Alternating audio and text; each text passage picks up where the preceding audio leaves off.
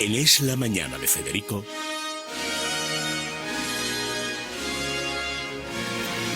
preguntas a la historia con César Vidal y Federico Jiménez Los Santos.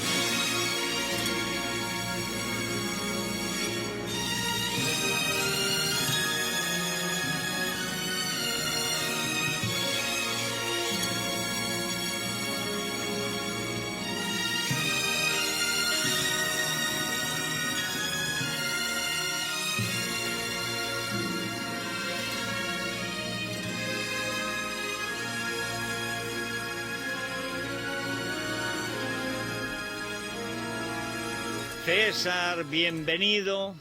Bien hallado, Federico. Bueno, hoy debo decir que ayer, me parece, es que ya no sé en qué día vivo ni en qué día leo, pero hablaba de un plan que salió mal en su artículo de La Razón, César, que era el plan de los saduceos, Anás y Caifás. Sí, el jueves fue. Sí. Y yo entro en La Razón, en Opinión, y periódicamente pongo al tanto. Bueno, hay tantas opiniones, algunos de los cuales no han tenido una opinión propia nunca, que claro, hay que discriminar y tal. Y entonces vi que siempre me cayeron muy mal Anás y Caifás. No es siempre, para menos. Siempre. Pero yo sabía que eran malos, pero científicamente no sabían que eran malos saduceos y que además el mal que hicieron les cayó encima. Sí. Bueno, además, Anás y Caifás aparecen muy mal en el Talmud. Entre otras cosas, porque tenían una banda de la porra que iba con bastones que se llegaba a pegar bastonazos, que es una forma de imponer las propias ideas. Una cosa como hipotecaria. Sí, efectivamente. Y entonces tenían su banda de bastoneros que ponían orden y eran personajes muy siniestros. Además, habían creado una oligarquía para mantenerse indefinidamente en el poder y entonces se iban sucediendo Anás a Caifás, Caifás a Anás y así indefinidamente. Mira. Sí, durante varias décadas tuvieron el monopolio del poder del templo y el control del Sanedrín. Bueno, vamos a plantear una pregunta que nos envía Silvia. Desde Orense, nada menos. Dice, he podido observar que las fechas de las Pascuas católica y judía no coinciden. Ella desea saber a qué se debe la diferencia de calendario y cuáles son las principales diferencias entre ambas. Bueno, vamos a ver, la Pascua judía es una de las fiestas religiosas más antiguas que existen en el mundo. Es decir, la Pascua judía posiblemente se está celebrando desde mediados del siglo XV a.C. Estamos hablando de 3.500 años en números redondos. Fundamentalmente la Pascua judía tenía dos aspectos esenciales. Uno era el hecho de que en Pascua, Pesaj significa paso, que se parece lejanamente a Pascua en español, pero la idea es paso, es decir, primero el pueblo de Israel había salido de Egipto y segundo, y este es un aspecto que también era esencial en la Pascua, que además había un cordero que se había sacrificado, como recordaba una de las personas que está en la crónica rosa, la neblina verde de los 10 mandamientos, ¿no? Es decir, el ángel que pasa acabando con los primogénitos de Egipto, pero que no toca las casas en las que se ha sacrificado un cordero cuya sangre se coloca en el dintel de las casas. Estos dos aspectos eran centrales en la Pascua judía, junto con el hecho de que se comían los panes sin levadura y el cordero. Y, de hecho, esa es una celebración, insisto, que ya llevaba celebrándose pues 15 siglos cuando Jesús la celebra la noche de Nisán, del 14 de Nisán del año 30 después de Cristo. La última cena es una cena de Pascua, es decir, en los evangelios se insiste en el hecho de preparad el aposento para comer la Pascua, etcétera. Es la típica cena de Pascua, lo que se llama el Seder de Pesaj, y lo que sí sucede es que Jesús le da un nuevo significado, es decir, celebra la Pascua judía típica, pero hay dos elementos que de alguna forma marcan el gozne a partir del cual la visión de la Pascua judía y la Pascua cristiana varía. El primero, que Jesús insiste en que ese es el nuevo pacto que profetizó Jeremías, y el segundo, que además hay un sacrificio de un cordero metafórico que evidentemente es él, es la referencia al cordero pascual que se transmuta en el cordero simbólico, en el cordero metafórico que es Jesús.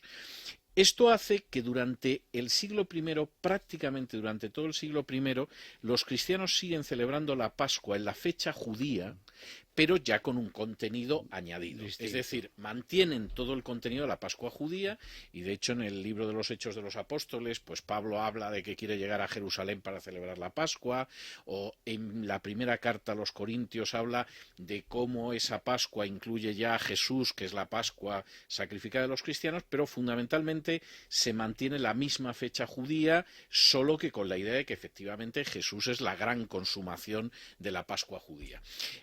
A partir de mediados del siglo II empieza a producirse una controversia sobre la fecha de celebración de la Pascua. Y de ahí viene la diferencia que existe hasta el día de hoy, que es lo que en términos técnicos se llama la controversia cuartodecimana. ¿Por qué cuartodecimana? Pues porque sobre todo las iglesias de Oriente eran partidarias de seguir celebrando la Pascua en la fecha judía, es decir, el 14 de Nisán, y por el contrario, buena parte de las iglesias en Occidente, empezando por la de Roma, eran partidarias de desplazar el eje principal de la Pascua no al viernes, sino al domingo, que era el día de la resurrección. Esa es una situación que no se decide hasta el siglo IV, es decir, desde mediados del siglo II hasta mediados del siglo IV hay iglesias cristianas, sobre todo en Oriente y en ciertas zonas del norte de África, que la siguen celebrando según la fecha judía, y por el contrario hay iglesias en Occidente, y sobre todo la de Roma, que lo empiezan a celebrar con un nuevo calendario. Y esa cuestión finalmente se zanja en el Concilio de Nicea en el 325, concilio que convoca y que preside el emperador Constantino, en el cual, aparte de temas más enjundiosos desde una perspectiva teológica, se acaba aceptando la celebración de una Pascua que se centra en el domingo, que es el día de la resurrección, y no en el viernes. Esto hace que nunca puedan coincidir las Pascuas, porque la Pascua en Occidente insiste en tres aspectos esenciales. Primero, que se centra en la resurrección y no en la celebración de la Pascua del viernes. Segundo, que no va a coincidir nunca con la fecha judía, es decir, hay un intento muy claro de distanciarse de la celebración judía. Y tercero, que se va a ubicar en marzo y abril. Entonces eso explica, primero, que aparte de la diferencia de contenido, que es bastante obvia, sin embargo, nunca coincidan las fechas. Siempre hay unos pocos días de diferencia, es decir, por regla general un deseo de diferenciarse, hay un deseo de diferencia muy claro a mediados del siglo II, pero que de hecho no se implanta hasta la primera mitad del siglo IV, la idea de la diferenciación. Hay que decir que esto es, en muchos casos, sobre todo por un intento también de evitar la atracción que el judaísmo podía tener hacia muchos cristianos. Todavía en el siglo V en España hay algún concilio donde se prohíbe que si no se encontraba el presbítero no se invitara al rabino a bendecir los campos. Lo cual quiere decir que el campesino... Ahí los primitivos concilios de Elvira, por ejemplo, en Granada, siempre tienen una serie de admoniciones. Claro. Por ejemplo, hombre, no está mal haber tenido 2 hijos con una barragana, pero que después esos hijos quieran heredar también la condición de sacerdote, eso ya parece excesivo. Sí. Es decir, todas esas, lo cual demuestra que había ahí pues el caos que es... Bueno, es que el matrimonio sacerdotal prácticamente hasta Gregorio VII, estamos hablando hasta 1000 años después de Cristo, es una cuestión muy abierta. A mí me hace mucha gracia eso porque es una de las mejores defensas y de las primeras de la meritocracia. Sí. Hombre, y si hay alguien que no es hijo del cura y quiere ser cura, ¿por qué no va a ser cura? Sí, el problema era que fuera hereditario, que es el gran problema. Pasó hasta con los papas. Bueno, por supuesto, hubo papas que eran muy hereditarios. Algunos lo consiguieron y otros pues no terminaron de conseguirlo, pero es así. Y de hecho la disposición contra el nepotismo es del siglo XVII. Oye, ¿y por qué siendo, bueno, claro, pues el domingo de resurrección, etcétera, importante, sin embargo, de alguna forma, tal vez es por la imaginería, porque ha habido una evolución católica, sin embargo, luego al final, en la celebración de la Semana Santa, el Viernes Santo es capital, vuelve a ser capital? Bueno, influye muchísimo el decreto sobre las imágenes del Concilio de Trento. Es decir, vamos a ver, el estudio de la imaginería a mí me parece absolutamente apasionante. Hay que tener en cuenta que, por ejemplo, representaciones de Jesús no tenemos hasta el siglo IV. Las primeras representaciones además son curiosas porque Jesús aparece generalmente con el pelo corto y sin barba. es decir, como un joven romano del siglo IV. Generalmente las representaciones además son de episodios de los evangelios. Por ejemplo, hay una que es de las más antiguas, del siglo III o IV, que es el caso de la mujer hemorroisa que toca la cenefa de la túnica de Jesús para curarse. Es decir, que es una representación curiosísima de tipo pictórica en una catacumba, e incluso el crucifijo no empieza a utilizarse hasta en torno al año 1000. Es decir, la idea del Jesús crucificado, etcétera, etcétera, es relativamente tardía. Hay alguna representación, pero es tardía. Yo creo que lo que se produce sobre todo en la Baja Edad Media y después en el Barroco es un acercamiento a la humanidad. Es decir, en la Baja Edad Media, porque efectivamente la humanidad de Cristo quedaba muy clara en el sufrimiento de la pasión, y luego en el Barroco porque hay como clara reacción frente a la Reforma que vuelve al aniconismo, a la supresión de las imágenes del cristianismo primitivo y del judaísmo, pues una reafirmación del culto a las imágenes. Y además el decreto de imágenes de Trento insiste en que tienen que ser imágenes que muevan a la piedad.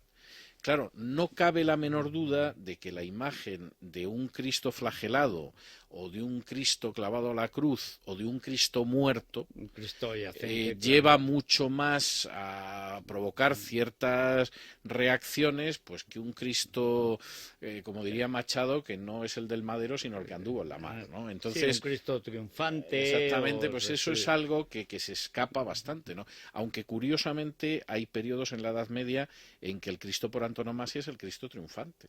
Es decir, es el Pantocrator, es la idea del Señor del mundo. Románicas. Exactamente, es decir, es una idea bastante más sugestiva para el creyente de la época que podía ser Pero la es otra. mucho más democrática, popular y podríamos decir inteligente o astuta a la contraria, ¿eh?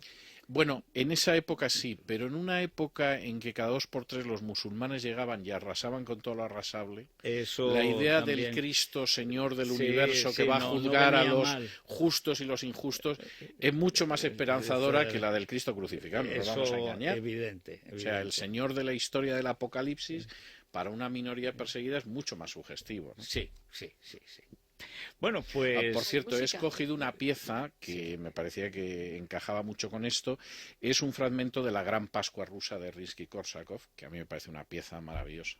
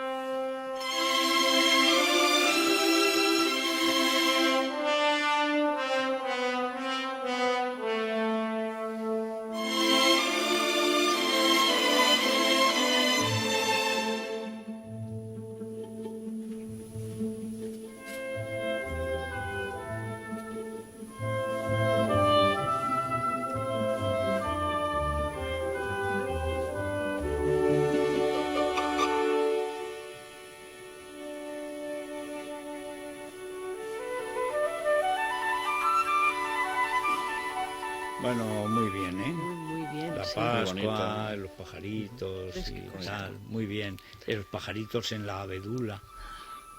Hizo algunas jotas aragonesas Rimsky-Korsakov que te quedaría sorprendido. O sea, ¿Y le salieron tanto? bordadas, pero bordadas. O sea, se ve que escuchó en Zaragoza o en algún otro sitio la jota y la fusiló directamente. Pero claro, le quedaron maravillosas porque Oye, es que pues, eran magníficas. ahora entiendo por qué Moiseyev, cuando estaba en los años 60, luego decía que lo único que le importaba era la jota. Sí, sí, claro. La jota, que eso era lo más original de España, que tenía una Claro, fuerza pues, ya tremenda, lo sabes. Etcétera. O sea que además Sí, sí, sí, estaba sí. venía Sí, de- sí, Rimsky-Korsakov estuvo por aquí por España, se dedicó a copiar aires populares y uno de los que más le impresionó es las jotas. Y claro, las jotas de Rimsky-Korsakov son maravillosas, la jota aragonesa. Oye, pero pues directamente, mira, pues no... se lo tenemos que pasar a Fernando, A Fernando Echeverría, que sí. canta muy bien y ya está. Le va a gustar a César Vidal el tema que trae ahora el doctor de la Morena, si se puede inocular un cáncer en una Oh, persona no como me cabe por ejemplo, duda. Hugo Chávez. Es radio.